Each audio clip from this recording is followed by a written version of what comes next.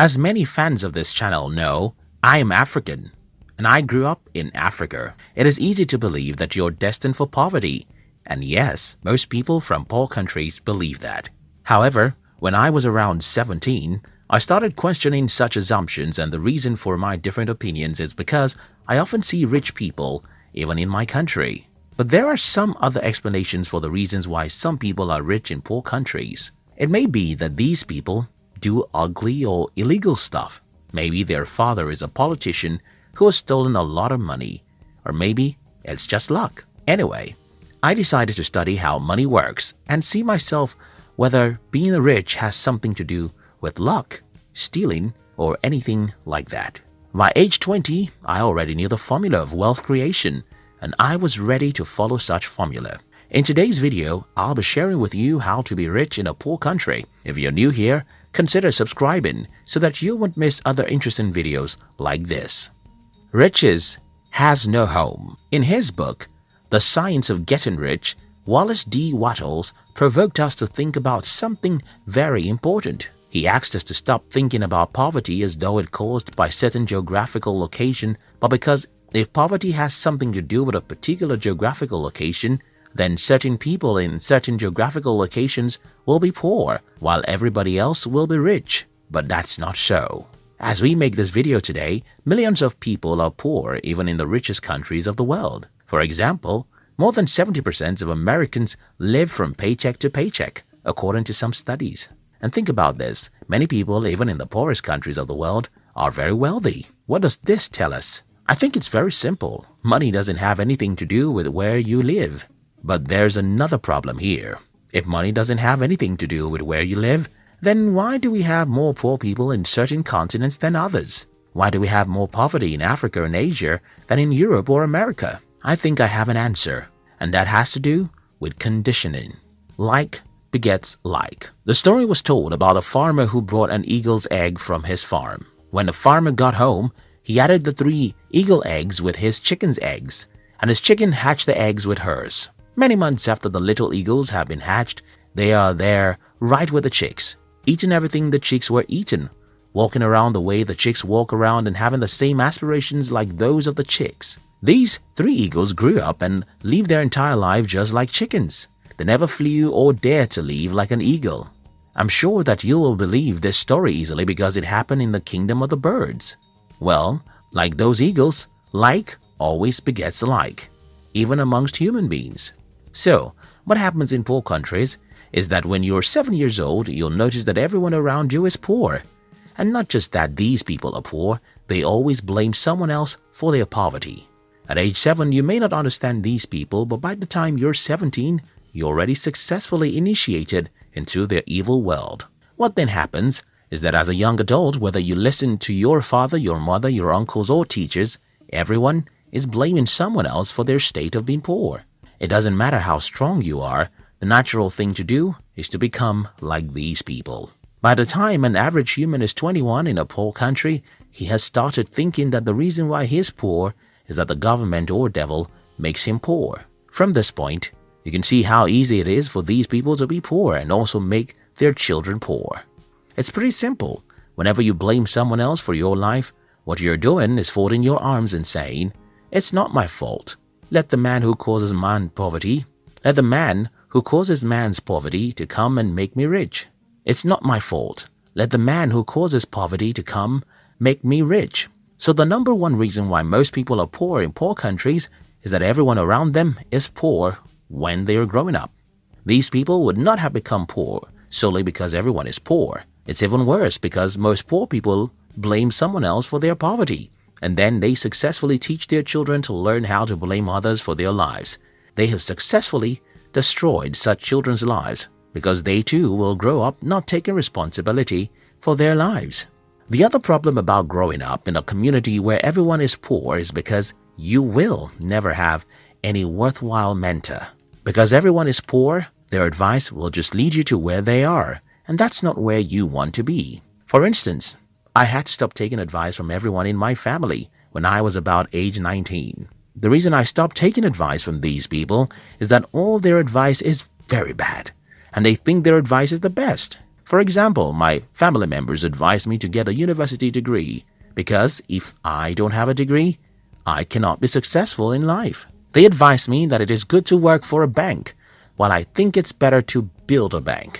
I mean, almost every advice my family members gave me about money, even till this day, is stupid. And what I did was to ignore them and instead choose successful people online and through books to be my models. Not everyone can do what I did. In fact, not everyone will ever have the insight into the fact that your poor uncles and parents had given the wrong advice about money. And that's a major reason why most people in poor countries are poor. The strong exploit the weak. When I claim in this video that one of the reasons why most people are poor in poor countries is because they have poor mentors, someone will ask me, okay, who made the first man poor before he became a mentor for others? This is a good question, and the answer is in the fact that the world is a jungle where the strong eat the weak. Most of the years of our existence as humans are filled with battles between nations.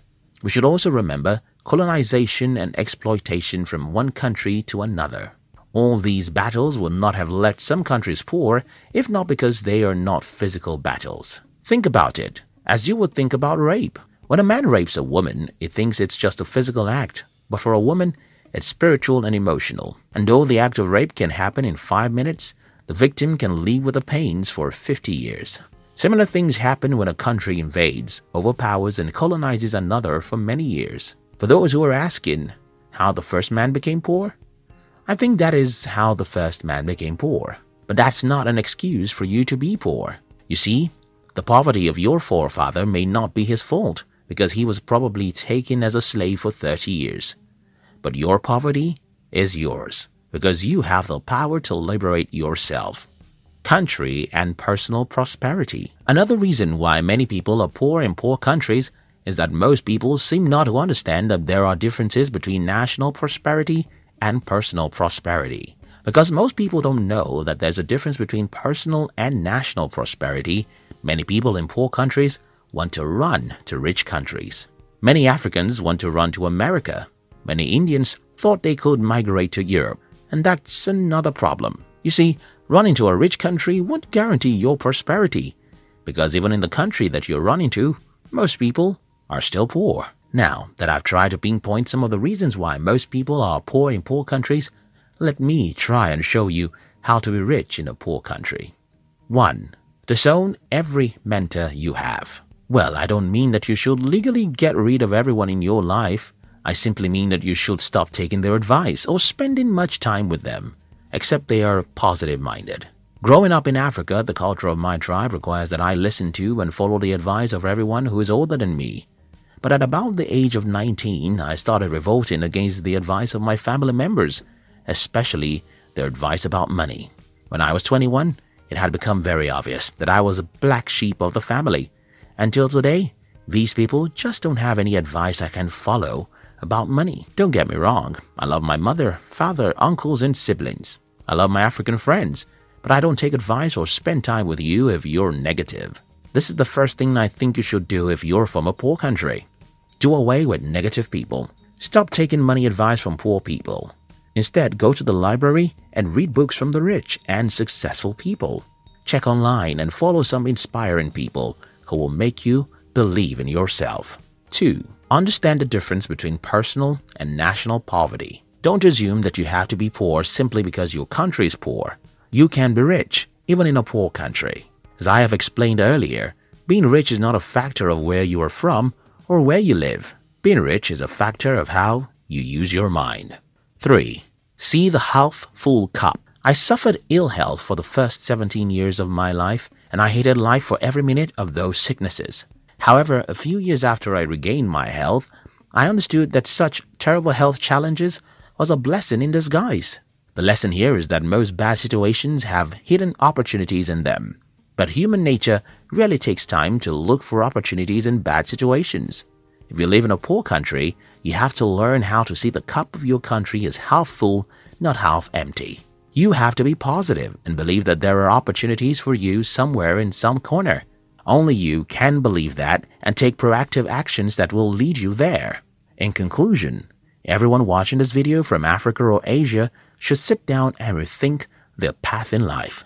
We should stop being negative about what is possible for us. We should believe in ourselves and pursue really big dreams. We should understand that money is not a product of any geographical location, but the product of our mind. I hope this video helps someone. Thank you very much for watching our videos. I'd like to give you another interesting video for you to enjoy next. But before then, our team will be very happy if you can like this video and share it with your friends on social media. If you're new here, don't forget to subscribe, so you won't miss other interesting videos like this. Look at your screen now to see 2 other videos we handpicked for you to enjoy next. We love you.